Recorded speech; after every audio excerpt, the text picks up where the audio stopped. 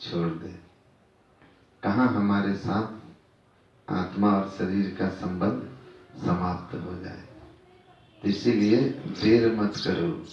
भगवान कहते हैं टाला टूली मत करना, कल पर मत छोड़ो, क्योंकि कल तो कभी आता ही नहीं है।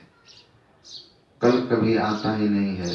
महावीर स्वामी के पास उनके एक भक्त जाकर कहा, महाराज बहुत आश्चर्य की बात है, किसी युवक की मृत्यु हो गई थी महज 30 वर्ष की आयु में, उम्र में। तो उसी पर कहा उनके भक्त ने कि बड़े आश्चर्य की बात है, उस युवक की मृत्यु महज 30 वर्ष की उम्र में भी हो गई। तो महावीर स्वामी कहते हैं, हाँ आश्चर्य की बात है।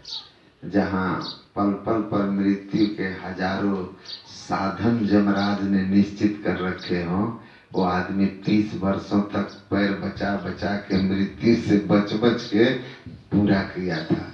मतलब 30 साल जिया, ये आश्चर्य की बात है। ये नहीं कि 30 साल में मर गया, ये आश्चर्य की बात है। मर तो माँ के गर्भ में भी जाते हैं, साल भर 6 महीने में भी जाते हैं। वो तब 30 साल जी लिया और तुम कहते हो कि 30 ही साल।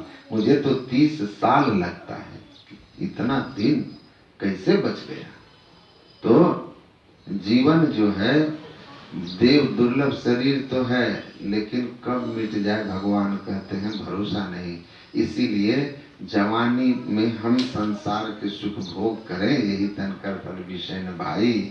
इस भाव में मत रहना, इस भाव में मत रहना। नर्तन पाई विषय मन देहि, पलटी सुधाते 60 विषय। कहते मनुष्य शरीर पा करके जो केवल भोगों में जीवन को लगा के रखता है, वो मूढ़ व्यक्ति है, वो मूढ़ व्यक्ति है। कहने का भाव साफ साफ है। हम गए थे दिल्ली में सत्संग कर, कुछ विद्यार्थी लोग थे जिनको मैं प्रवचन सुना रहा था। एक विद्यार्थी हमको बोले, महाराज जी ये धन संपत्ति आप लोग कहते हैं माया है, तो ये जो अंबानी लोग हैं, टाटा जैसे लोग हैं, तो इन लोगों के पास तो इतना धन वैभव है कि 2 4 10 पीढ़ी भी खाए तो परेशान ना हो, है ना। चिंता देखो होता नहीं है, चिंता हम पकड़ लेते हैं। बेकार का बातों में ज्यादा देखिएगा। आप ध्यान से अपनी चिंता के कारणों पर जब निगाह डालेंगे ना, तो आपको लगेगा कि 99 चिंता तो आप बेमतलब का पकड़ के रखे हैं, जिसका कोई अर्थ ही नहीं है, अर्थ ही नहीं है। एक सेठ जी थे, वो अपने धन का गणना करवाए कि ये धन हमारा कितना पीढ़ी चलेगा। तो जोड़ करके जो सीए था उसने कहा कि आपकी 10 पीढ़ी तो बैठकर आराम से खाएगी, धन खत्म नहीं होगा। उस दिन से उसको चिंता पकड़ लिया कि 11वीं पीढ़ी क्या खाएगा 11वीं पीढ़ी हमारी क्या खाएगा। अब 11वीं पीढ़ी की क्या चिंता करनी है, आप बताओ। 11वीं पीढ़ी की क्या चिंता करनी, जब आप जब खुद ही नहीं रहोगे तो 11वीं पीढ़ी, अरे भाई अगली पीढ़ी हो सकता है कि 20 पीढ़ी की व्यवस्था कर ले। आगे भी तो लोग कमाएंगे, क्या करेंगे नहीं करेंगे, आप अपनी सोचो। तो वो हमको कहता है कि स्वामी जी जो इतने बड़े बड़े लोग हैं, इतना धन वैभव है, उनको क्या करना चाहिए, धन कमाना छोड़ देना चाहिए, क्योंकि धन तो बहुत हो गया। तो हम उनको कहे कि देखो ऐसा है कि हम लोग यह धन कमाने की मनाही नहीं करते हैं, लेकिन हाँ ये जरूर याद दिलाते हैं कि ये जो धन है, ये जो धन है, इसकी अपनी सीमा है, इसकी अपनी लिमिट है।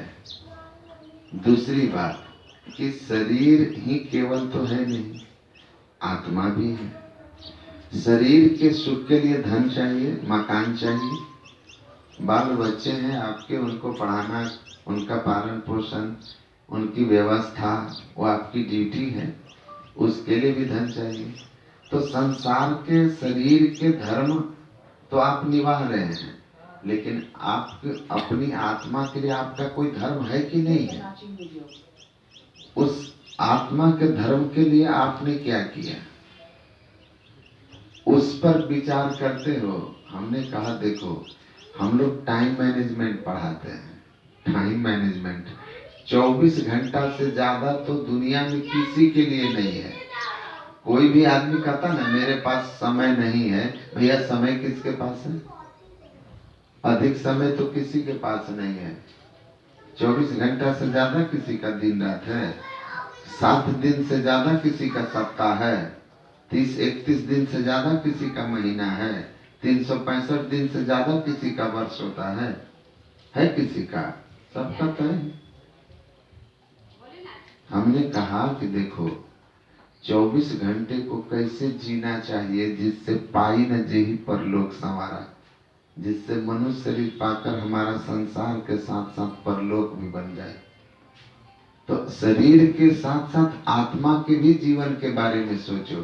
शरीर का जीवन 70-80-100 साल, लेकिन आत्मा का जीवन अनंत काल। तो कहीं ऐसा ना हो कि 50-60 साल 70 साल के जीवन को संवारने में अनंत काल का जीवन दुख में चला जाए, दुख में चला जाए। भोगों की ही व्यवस्था, संसार के सुख की व्यवस्था करने में आत्मा उपेक्षित हो जाए, अब परिणाम हो कि जो धन कमाया वो तो छूट गया, और जो आत्मा थी वो फिर 184 भटक के पाँव पे अटके आए, अब की पासा ना पड़ा, फिर 84 जाए, फिर आप 84 लाख योनियों के दुख में चले गए। तो क्या करो? तो हमने कहा 24 घंटे का बंटवारा करो, 8-10 घंटे धन कमाओ, ऑफिस में लगाओ, दुकान में लगाओ, कंपनी में लगाओ, जहां जो ड्यूटी है उसको करो। उसके बाद परिवार भी तो है, परिवार है, बच्चे हैं, उनको भी तो है कि माता पिता का संग हमको मिले, समय हमारे लिए उनके पास हो।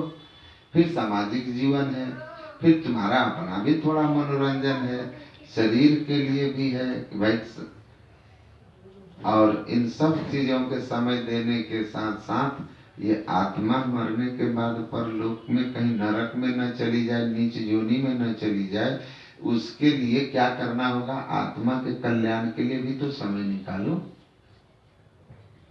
बाबा देवी साहब गुरु महाराज जी के गुरु थे, वो कहते थे उस आदमी से बड़ा अभागा मैं इस दुनिया में किसी को नहीं मानता जो मनुष्य शरीर पाकर आत्म कल्याण के लिए 2 घंटा भी 24 घंटे में नहीं दे सकता। भगवान आत्मा के कल्याण के लिए भक्ति में नहीं लगा सकता।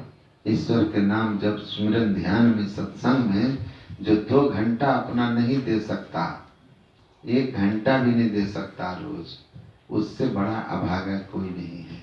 क्योंकि इस शरीर की क्या पद वैभव बहुत है, मर गए, कल चले गए कीट पतंग की जोनी में, तो कैसा रहेगा?